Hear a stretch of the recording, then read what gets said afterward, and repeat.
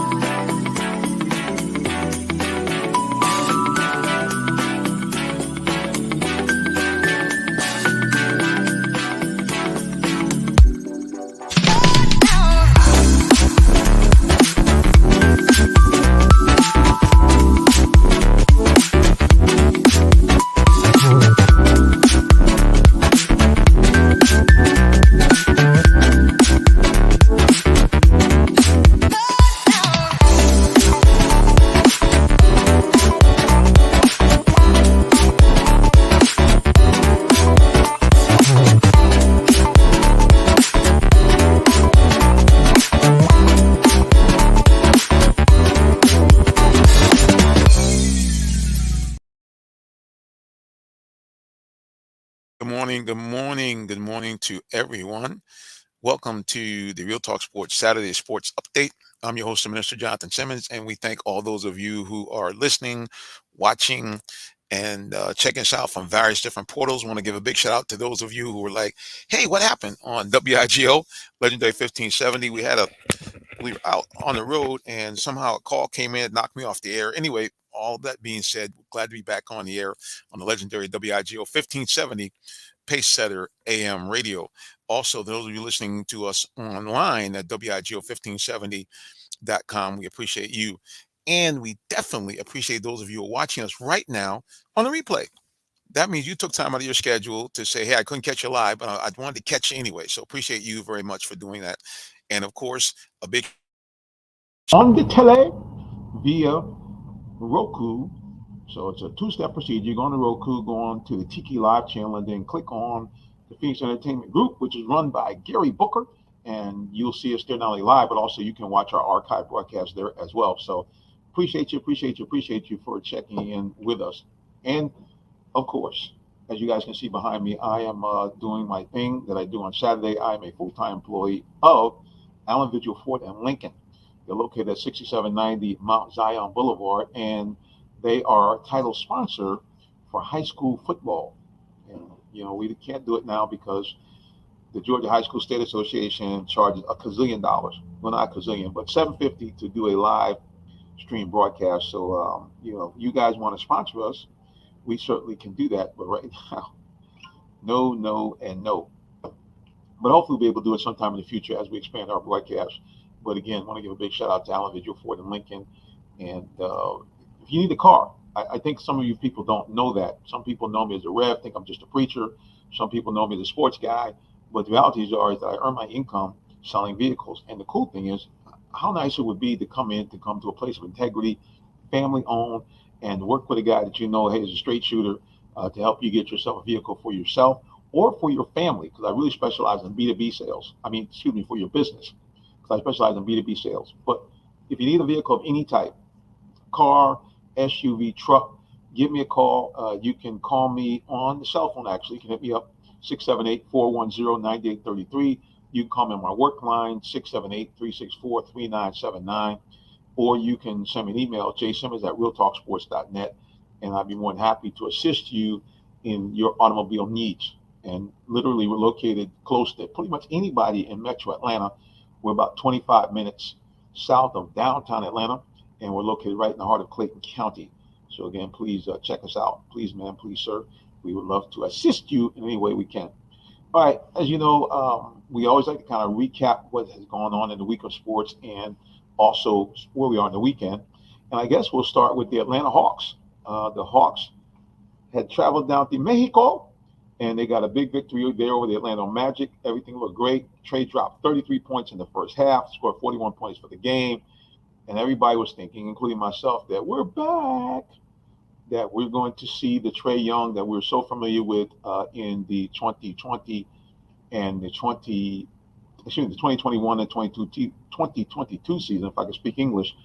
where, they came off of a year where they went to the playoffs and made an epic run to the Eastern Conference Finals. And then even the next year, Trey, although they did not go that far in the playoffs, certainly Trey had a great year, was an all-star that year. So we were seeing the resumption of that, because to be very candid, last year he looked like he was a little off. Well, as much as people would like to blame Trey for the last two losses we've had at home against two Eastern Division opponents, very tough New York Knicks and the Philadelphia 76ers, I started to really take a look at this, because this is a ongoing conversation. People saying, hey, should we get rid of Trey? People talk about the fact that the team has won games and from time to time plays better when Trey is not on the floor. But this one, I want to tell you, the numbers actually don't really agree with that. The realities is that Trey Young, does he need improvement? Absolutely. Is he playing like the Trey Young of a couple of years ago? No. There's no ifs, ands, or buts about that. He is not the same guy. He's not playing. When I say playing as well, if you look at his stats from years before, all of his shooting percentages are down, all of them. And that's really the key, because, he is not necessarily a defensive stalwart. Matter of fact, some people think he's a defensive liability. Yes and no. He, in fact, is playing much better defense in this last year and a half since Quinn Snyder has come than he's ever played before. He plays the passing lanes pretty well. He's starting to get more steals. But as a one-on-one defender, because of his height and size, there's no question he's not going to be a favorable matchup against most of the point guards in the league, which are bigger than him, either weight-wise or height-wise. So, that's always going to be a problem. But at the end of the day, teams have dealt with that before. There have been other teams that have had superstar players, whether they be small forwards or whether they be guards, that have had problems matching up against other guards and playing great defense. But at the end of the day, we did not bring Trey Young in here to play defense. That's not what we brought him here for. We brought him here to score and to be a distributor of the basketball. And whether we think he's the best guard around or not, the realities are his numbers, he's done just that. He's been averaging a minimum of 21 and 22 points a game. He's been as high as 29 points a game. He's been averaging between 9 and 11 assists a game, which is where he's at this year, an all-time high for him. He's at 11.1 assists a game. So, what can you really more ask from this guy? I think the thing that we have to take a look at with Trey Young and take a look at the Hawks is, for some reason, they keep meddling with this team. And I know they're trying to find that magic elixir, but to me, one of the big problems that I found with the whole Trey Young situation, and to some degree, it caused the demise of John Collins, is the fact that this team was a team that had some chemistry. Those three that they had with Collins and Uter and Trey Young, and how they built around that, to some degree, DeAndre Hunter, that team really has some chemistry. And the other thing we don't look at is that the chemistry was not just in terms of these guys buddying around. If you look at the way the Hawks were set up, especially with Kevin Uter, you had a guy that now could open up space on the court because he was an outstanding three-point shooter. Matter of fact, percentage-wise, better than Trey. So now you have a situation where it opens up the floor for the Hawks to do a lot more when you have a guy that, outside of Trey, is also a threat from three-point range. There's no disrespect to Bogey. Bogey does a good job from out there, but he's a streak shooter. Kevin Uter was like, hey, you knew the guy was going to hit you. If he took 7 threes, he's going to hit 3. If he took 10, he was going to hit 4. He was up around 40% on that three-point range, which ranks you up in the top echelon of the league. So it gave the teams could not just concentrate on Trey hitting those threes. They had to look at Kevin Uter. And the other thing too is when Trey passed the ball, Uter actually hits the shots. And one of the things that you see when you watch Hawks games is that there are times where Hawks players do not take advantage of Trey's passing. That's one thing I've noticed. As much as I try to get on him and say, oh, he doesn't pass the ball and he's a ball hog. Yep, he does dribble a lot, but there are many times during the game where he passes the ball and players miss shots. And one thing I want to touch on today is the Hawks' seeming inability to make shots on the inside. That's been very problematic. This is, I don't know what happens, but we've been seeing this a while with these Hawks teams, is they just don't seem to be able to, at times, score on the inside. And you can't have that. There has to be a situation where they can make these baskets, because you don't get a lot of these opportunities. I mean, you just don't. I mean, you play in the NBA, teams that are defending the Hawks. The Hawks are smaller than a lot of teams they play against, so they're going to have to find a way to be able to really maximize their opportunities when they get the ball in the paint. And I don't know how they're going to do that. I mean, I'm at a complete loss, because I looked at Okongwu and some of the other guys last night. They just missed a lot of shots on the inside. Trey has not been as accurate on the inside with that teardrop. His inside shooting has not been the best as well. So that's the thing I'm going to say about the Hawks. They're going to have to find a way to get better outside shooting, and have to shoot better as a team overall. Let me get to Trae Young stats for just a second, so you can see where he's kind of stepped back a little bit from where he was a few years ago. All right, look at these stats here, and you can go on to basketballreference.com. It's basketball-reference.com. You can put in any player, and you'll see the stats.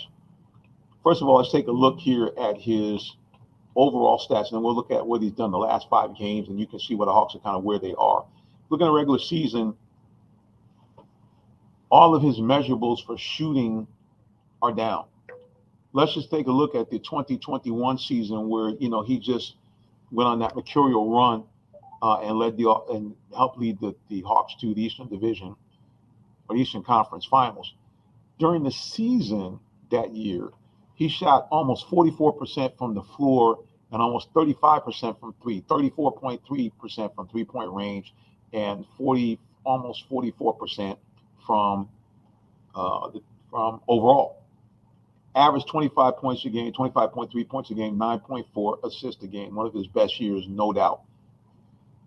You look at that, the next year he played to some degree almost better. He took more shots, 46% from the field overall, 38% from three, 28.4 points a game, and 9.7 assists. Now, of course, with those kind of stats, he was named to the All-Star team. Since that year, he has decidedly gone backwards significantly year over year.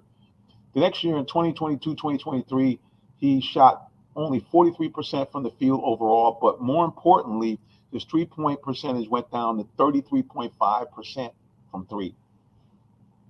Scoring average dipped from 28.4 to 26.7. And of course, some of that is because, they had DeJounte Murray, they brought him in. But the realities are, the big key was his shooting was down. And in this year, his shooting has dropped down again. He's now only shooting overall from the floor 35.6% and a woeful 28.2% from three-point range, which is kind of his thing. So the fact that he's not doing or performing at his best at the very things we brought him in for is problematic. Very problematic. Let's go to social media here and get some feedback here from social media.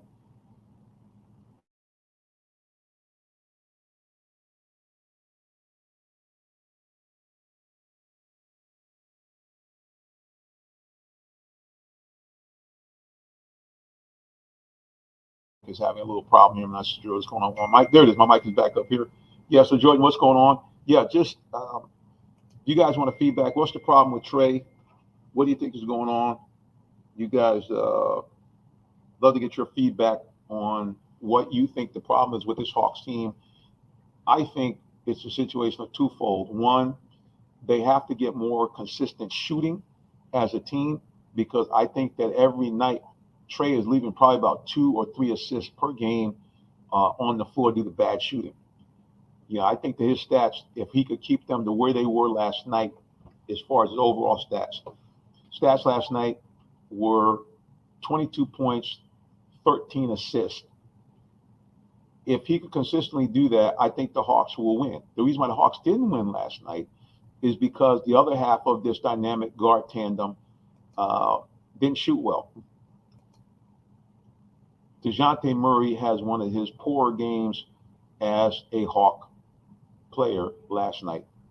He simply just was not up to snuff. His overall stats last night were not what you would expect from DeJounte Murray. Played 35 minutes, shot 5 of 16 from the floor, and only ended up with 13 points. And the plus-minus ratio, which I think is a good indicator of how an individual is playing during the game, he was a minus 13. a minus 13 for DeJounte Murray, a guy who normally is a big asset for the Hawks. He was not last night. And that was really the story. People want to try to blame Trey. So he took a bunch of crazy shots.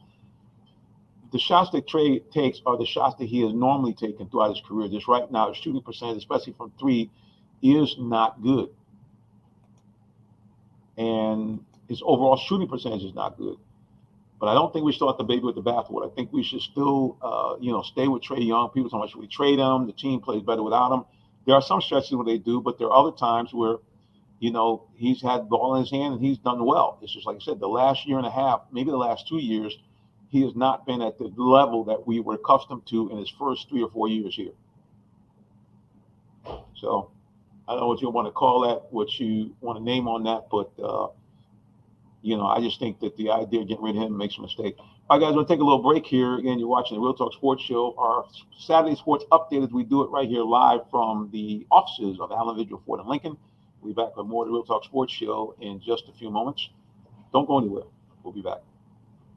Did you know that Allen Vigil Ford in Morrow, Georgia also has Lincoln? Over 35 years of using the Vigil Touch to provide excellent customer service, works hand in hand with the Lincoln Motor Company to provide a luxurious and seamless way to acquire your next luxury vehicle.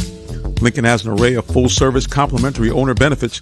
These benefits include hospitality partnerships, service pickup and delivery, all which can be accessed through the Lincoln Way app. You can even contact the 24/7 concierge to have someone assist you. Come and see our great inventory of new and pre-owned Lincolns today. Call 678-364-7345 to make an appointment with one of our brand champions or shop 24/7 online at Allen Vigil.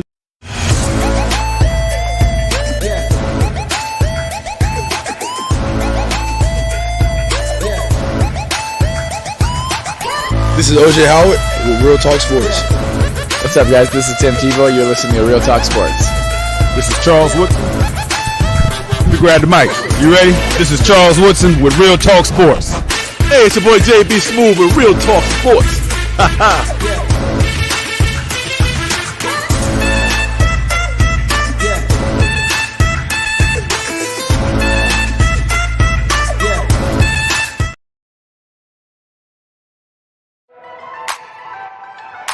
Back here at the Real Talk Sports Show.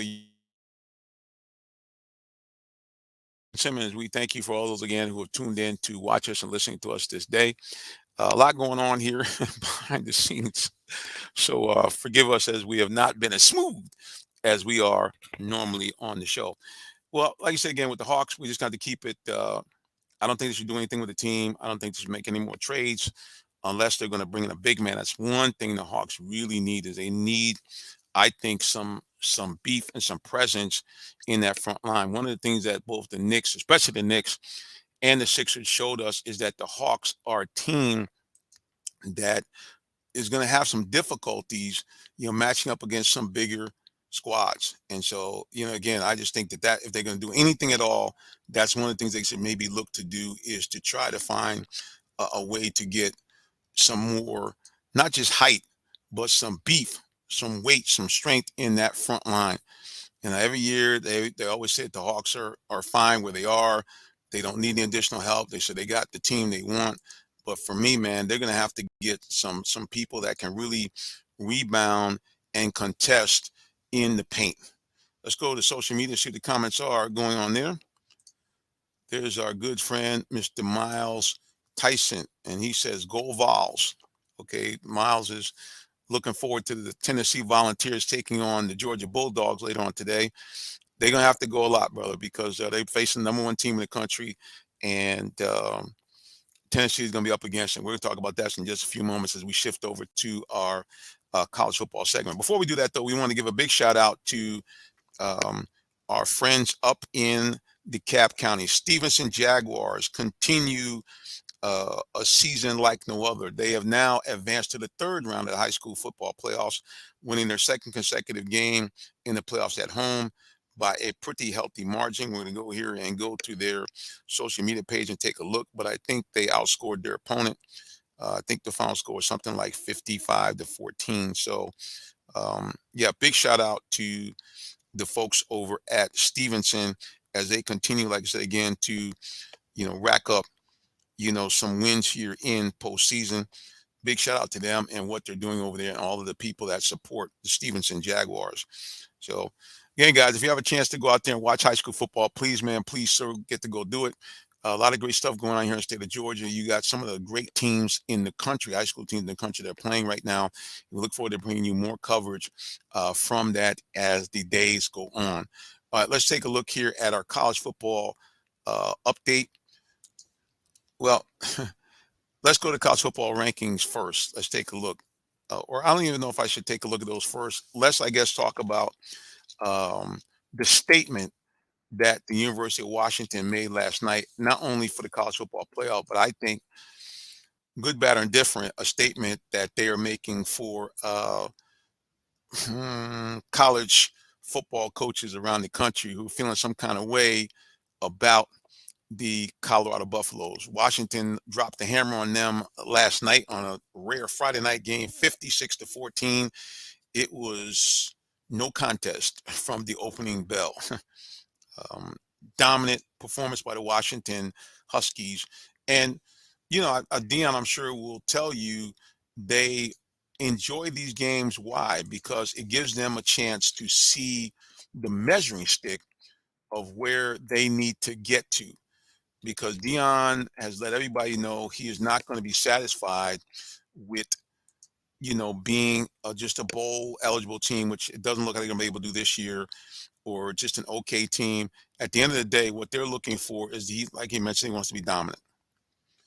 And the only way they're going to do that is, in fact, that they're going to have to improve, especially on both the offensive and defensive side of the ball and the line.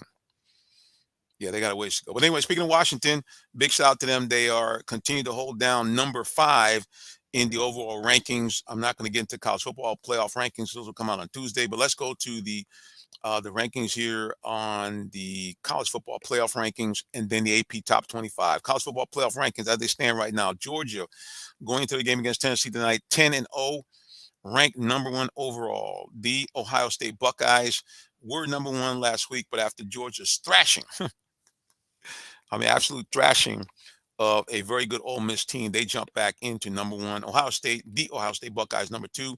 The Michigan Wolverines, in spite of all of the drama going on about the stealing of signs, they are number 3. And the Florida State Seminoles are at number 4. And I think really nipping at their heels hard are the Washington Huskies at 10-0 at number 5. Round out the other top 10 in the college football rankings. Oregon, number 6. Their only loss to the Washington Huskies. Texas, 9-1. They only lost to the Oklahoma Sooners. Alabama is now in that top 10. They were down at 13. They're now at number 8 overall. Mizzou, number 9. Louisville, number 10. Those are your top 10 teams right now in the college football playoff rankings as we speak. So it looks like, you know, barring something cataclysmic happening, you know, Georgia still appears to be the dominant team. Could Alabama somehow leapfrog everybody and get in? The only way that Alabama Crimson Tide are going to get into the college football playoff this year is if everybody in front of them loses. Florida State, Washington, Texas would have to lose again to Oklahoma. And then, of course, Alabama would have to beat Georgia in the SEC championship game, because there's no way the college football playoffs are going to leave out the SEC champion, which would, of course, create a conundrum, because you then have a 1-loss Alabama team, a 1-loss Georgia team, and then possibly an undefeated Michigan and undefeated Florida State and or Washington. So a lot of things have to happen. I know there's a lot of Crimson Tide folks out there thinking Alabama might sneak their way back in again. I'll just tell you, boys and girls, that's going to be a tough road to hoe for them to do that. So, you know, keep it locked and keep your eyeballs on what's going on. But it looks like Georgia is still really the dominant team, and they have a chance to do something that no other team has done in a matter of fact that I can think of in a long time. That is win not 1, not 2, but 3 consecutive college football championships. So we'll keep our eye on that as we go forward throughout the year. But again, top 4 as it stands: Georgia, Ohio State, Michigan, and the Florida State Seminoles, 1, 2, 3, 4. But like I said, Washington, after a big thumping of Colorado last night on a rare Friday night game, look for them to, if Florida State cannot find a way to win big in their next couple of games, look for Washington maybe sneak ahead of Florida State because they're going to have some big wins on their resume. So they've already beaten Oregon, a top 10 team.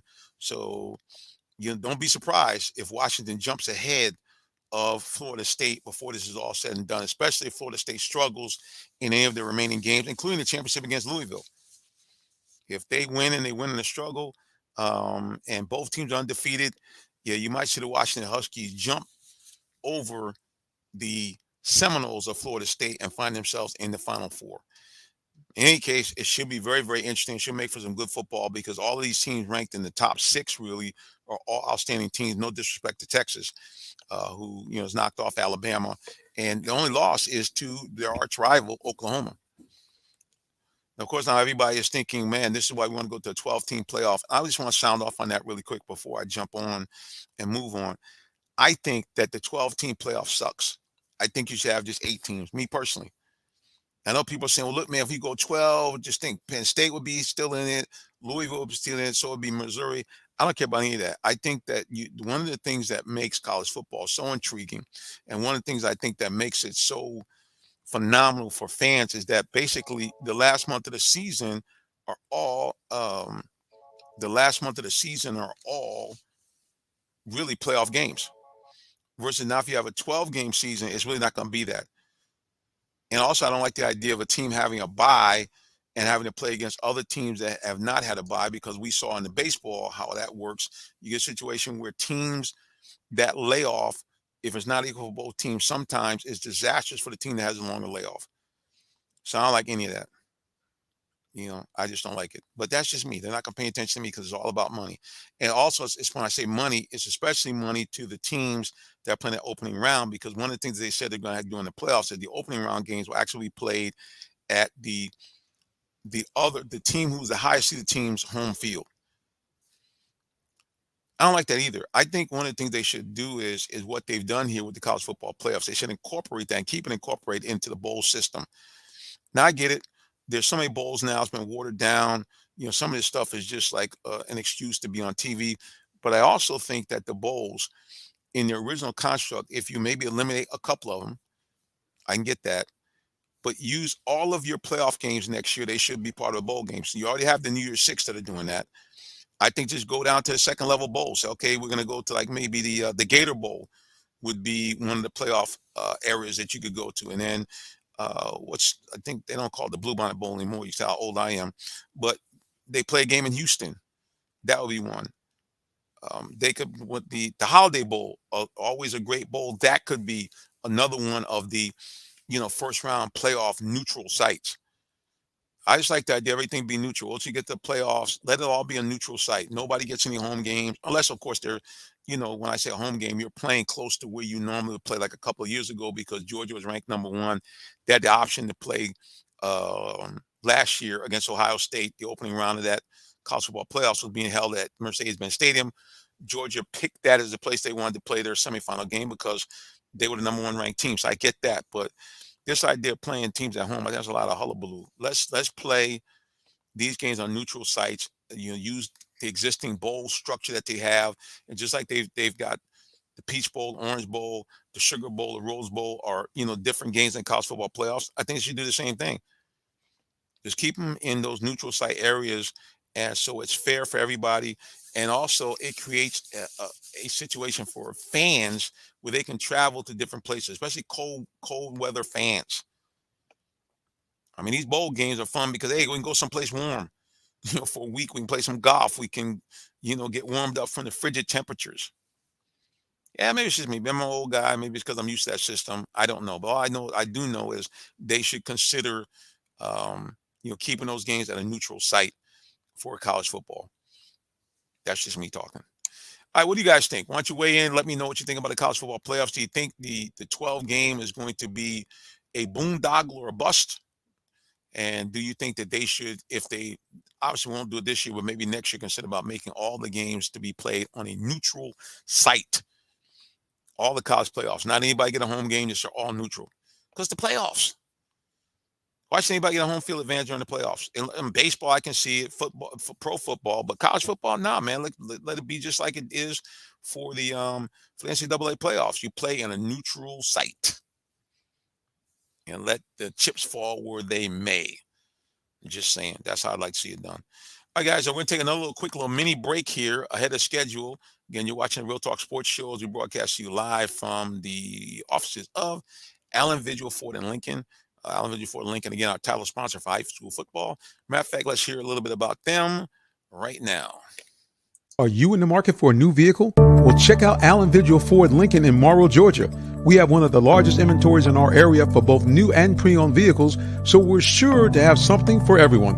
Family owned and operated since 1982, customer satisfaction is our number one priority. Come see our full lineup of vehicles and find the one that best fits you. Give us a call today, 678-726-5739, or shop us 24/7 online at allenvigilford.net. Brian, I just want to say congratulations, man. Thanks for coming down from Tennessee to get your new truck from us. Thank you. God bless and have a safe trip. Sir. Congratulations, Amici, on your new F-250 commercials that are you got firing from us. numbers. How's the experience here at Allen Vigil Ford?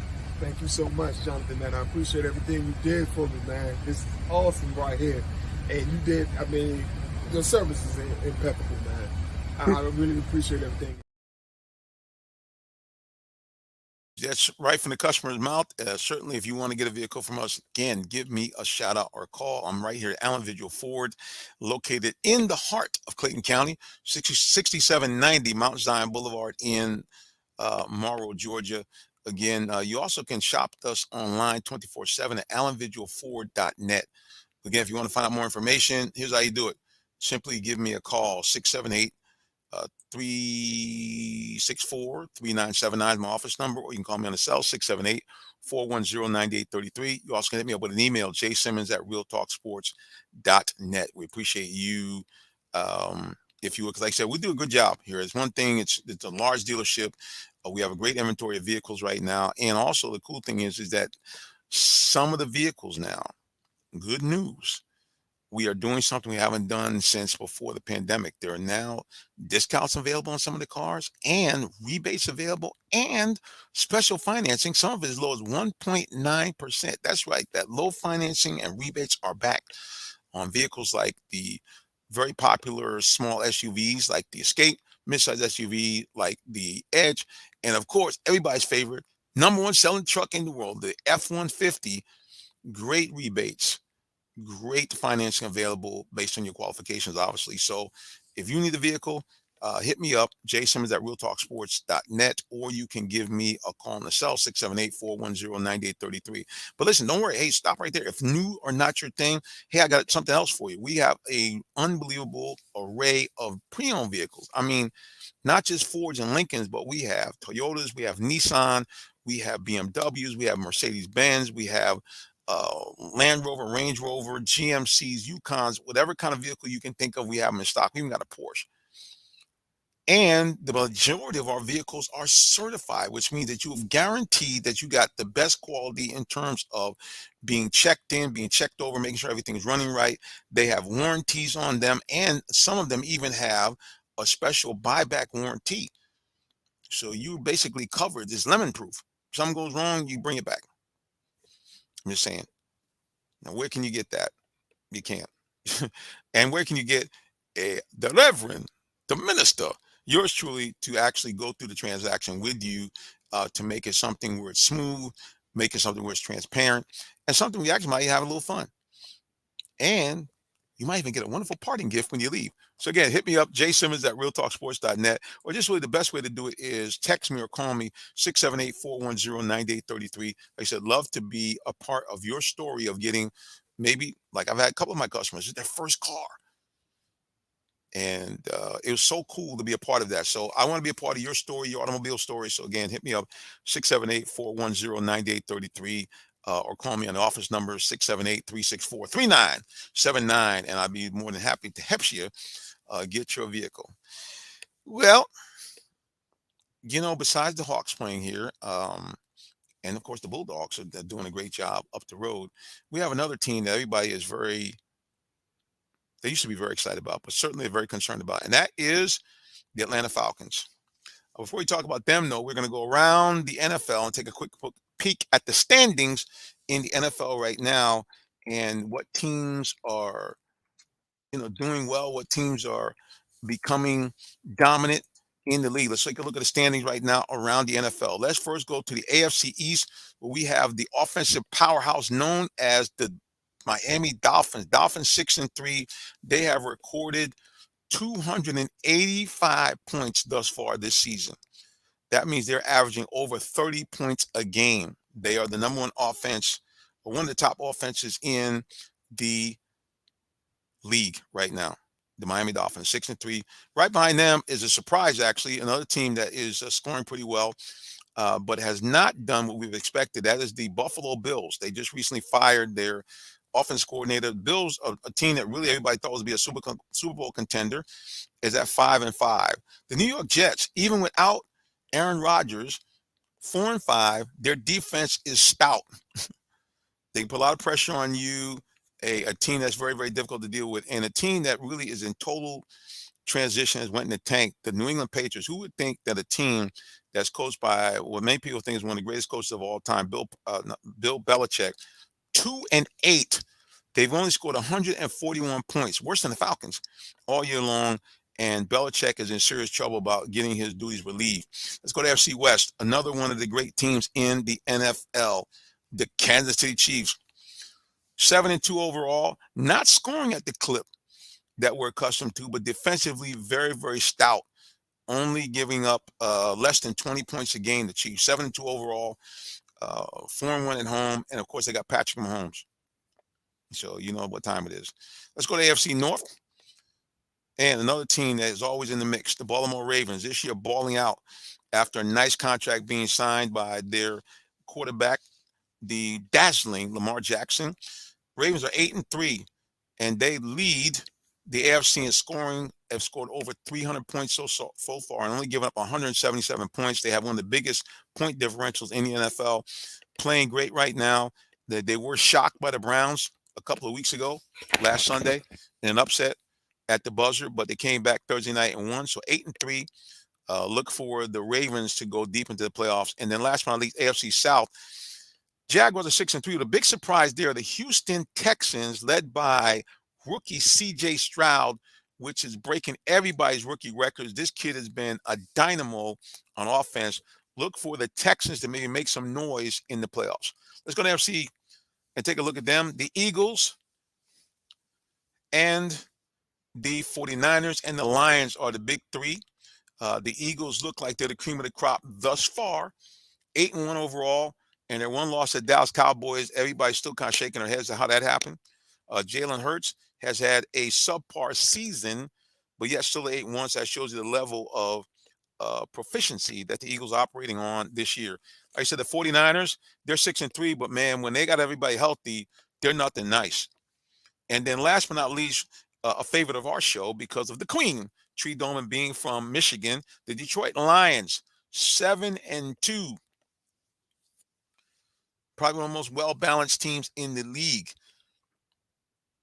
And then we shift to the NFC South, a quagmire. The Saints lead the way at 500. They're 5-5. They actually are, quarterback problems. Jameis Winston now might be the quarterback again. Tampa Bay Buccaneers right behind them at 4-5. Great defense, terrible offense. And then you have us, the Atlanta Falcons, at 4-6, a team that really should be 6-4, 7-3. And questions everywhere. Excuse me.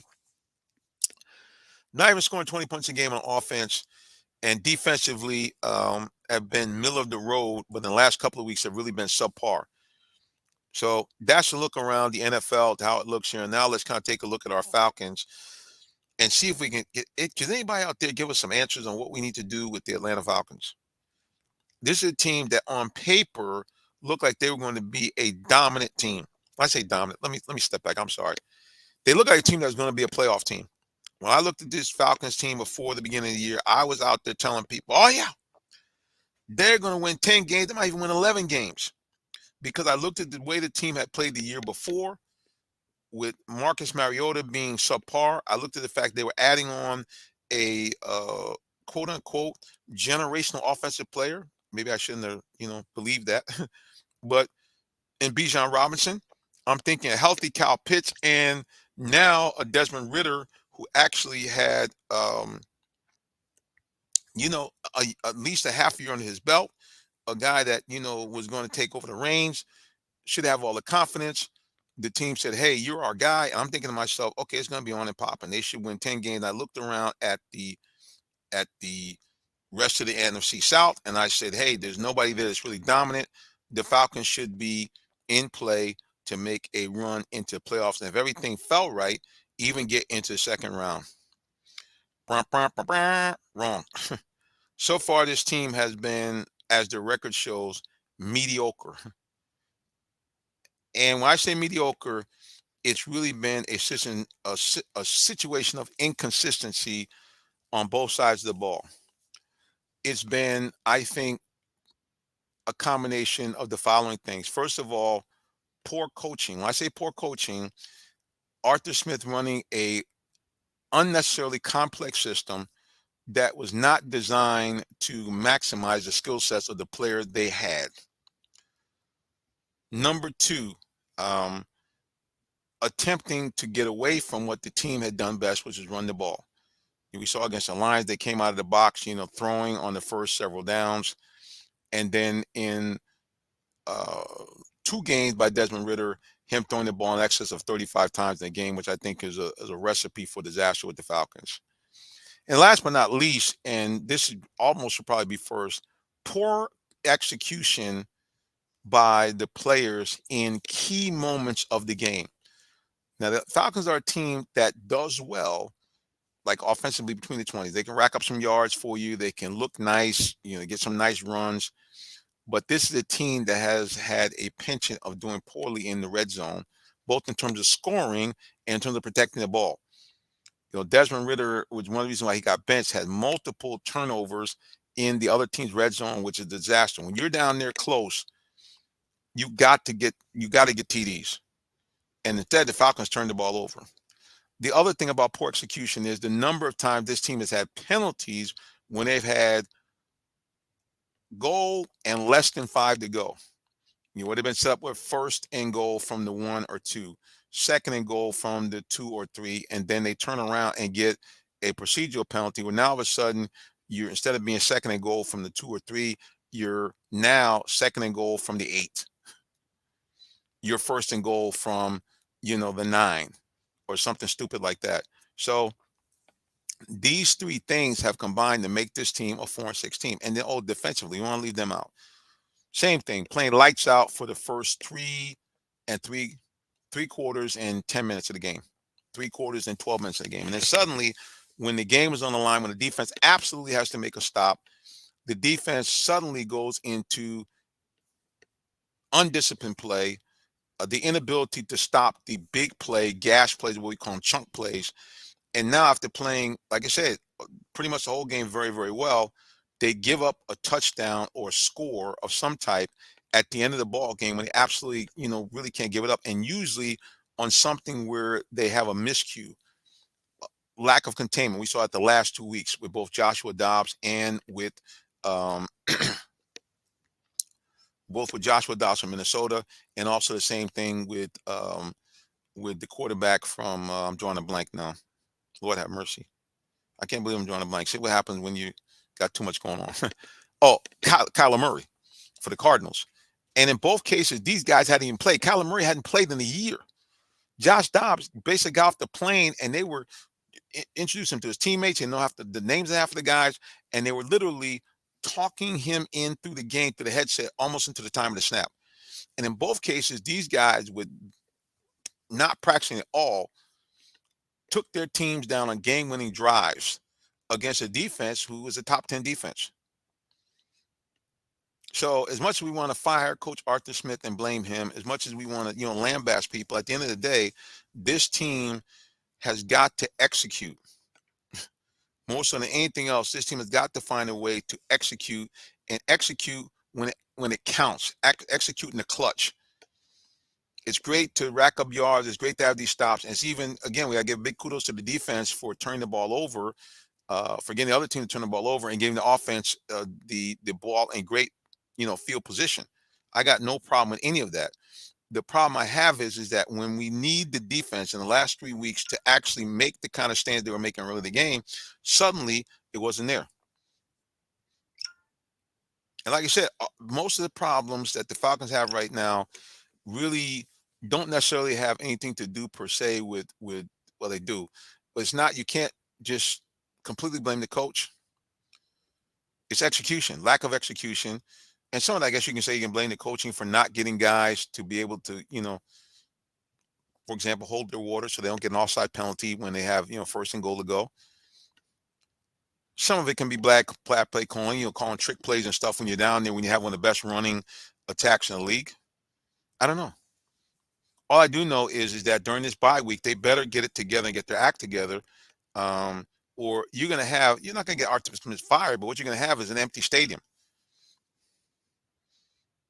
You're going to have fan disengagement.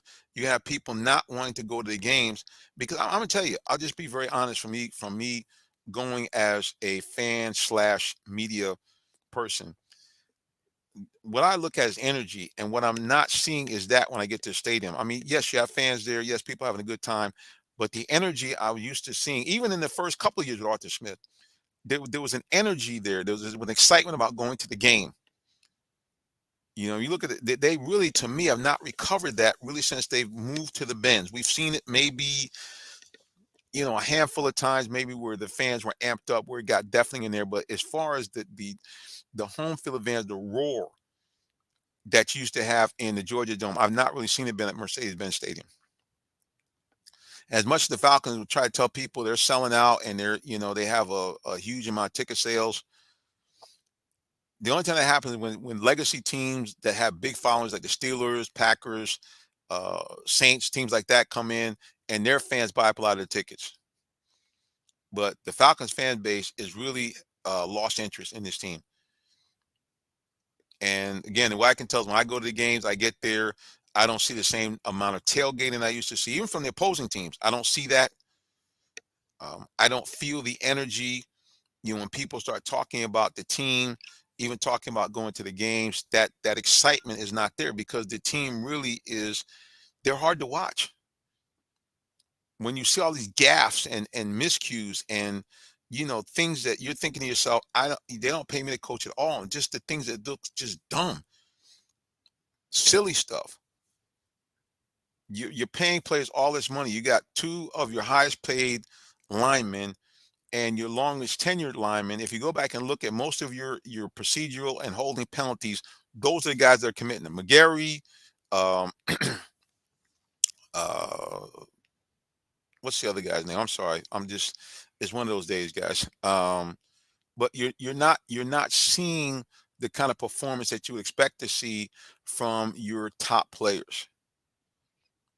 Even Kyle Pitts, I don't think Kyle Pitts really should have even started playing until like right now, because to me, he does not look like the same player since he's been injured.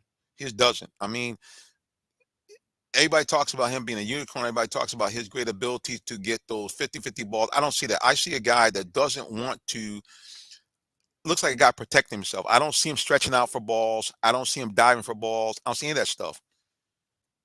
The only guy I see really making the contested catches on a consistent basis is Drake London. That guy looks like he'll do anything to make a catch. I'll tell you another guy I like who they need to play more, Scotty Miller. He's a little scrappy guy, kind of reminds me of Julian Edelman. He should be used more. We saw him score a touchdown in the game before. But even when he's interviewed, he's got that hunger. He's got that scrappiness as an underdog. To me, if you can't get guys in there that can make plays, put guys in that can make the plays. And like I say again, it's going to be a very interesting question to what this Falcon team can do after this bye. I do know this much: if they cannot win this game against the Saints and get themselves back in the hunt to get into the playoffs, it's going to be a long rest of the season, both for me and all the rest of me that cover it, and for you as fans. But if they can win against the Saints, guess what, guys? Even at 5-6, it's all in front of them, because they would be 3-0 in the division. They would be tied for first place, and they would have the tiebreakers, the potential tiebreakers against everybody, because they would have defeated all the other three teams at least one time. So they'll be in great position, even at 5-6, to go to the playoffs. And here's the crazy thing about it. I heard the guys from 92.9 say this. Even if the Falcons only end up 8-9, if they win the division, who cares? They go to the playoffs. That's the crazy thing about it. And remember, a couple of years ago, that's exactly what happened with Seattle. Before they made that run where they made it to 2 Super Bowls, if you remember, they were a team that was under 500, but they hosted a playoff game because they were a division winner. And that was the game where Marshawn Lynch had that spectacular, ridiculous, bowl everybody over and score a touchdown in that game to cement the win for Seattle. And then, 2 years later, they became a dominant team and were on the cusp of possibly starting a dynasty had not been for a bonehead call for Pete Carroll in the Super Bowl against the Patriots. So these things can happen. I mean, a team can turn it around. So hopefully and prayerfully, the Falcons will be able to do that. And if they do, it'll be must-see TV. It'll be a lot of fun here in Atlanta to go down to the game. It'll be a lot of fun to watch them. And I don't know about you, but I really want to see that. I want to get that energy back. I want to be able to cover a team and go to games where it's fun to go, where you're seeing winning football, where you don't have these stupid gaffes where it seems like every week they find a way to lose a game. I'm just tired of seeing it. I'm tired of seeing it with all of our sports teams here, even the Bravos, with all their dynamic play during the regular season this year. At the end of the day, they were ousted in the first round. I'm tired. I want to be in a city where our teams are playing championship caliber football, where they're going deep into the playoffs every year, where it's not that they're losing games, but they're just getting beat by a superior opponent. And that's all I got to say about that. All right, guys, thank you for tuning into our Saturday Sports Update. Again, follow us, please, anywhere on social media at Real Talk Sports, the number 7. You also can follow me personally at Minister J. Sim. For those of you watching it, you can see it right there. We got a YouTube page. Please check us out there. We got a lot of great videos there on YouTube. So go there and you know what to do. Subscribe, and then bing, hit the bell for your notifications for when we are on the air. So please do that. Last but not least, before I wrap it up, you guys may not know, but I'm actually a real live minister. So with all this stuff going on today, I want to encourage you to do this. If you don't know the Lord Jesus Christ, your personal Savior, please, ma'am, please, sir, get to know him today. Why? Nobody else like Jesus. He's the one that came here, died for you, and rose from the dead. So the cool thing is, if you repent of your sins and believe that, 2 great things happen. Number 1, you become a citizen of the kingdom of heaven. And number 2, you become an adoptive child of God with all the rights therein. And what that means, you not can go to God like a heavenly parent, ask him for what you need or desire, and according to his will, he'll give it to you. And when you leave here, you go to that happy place called heaven and avoid that nasty place called hell. I don't know about you, but I like option number 1 instead of option number 2. All right, guys, thank you so much for those of you listening on WIGO.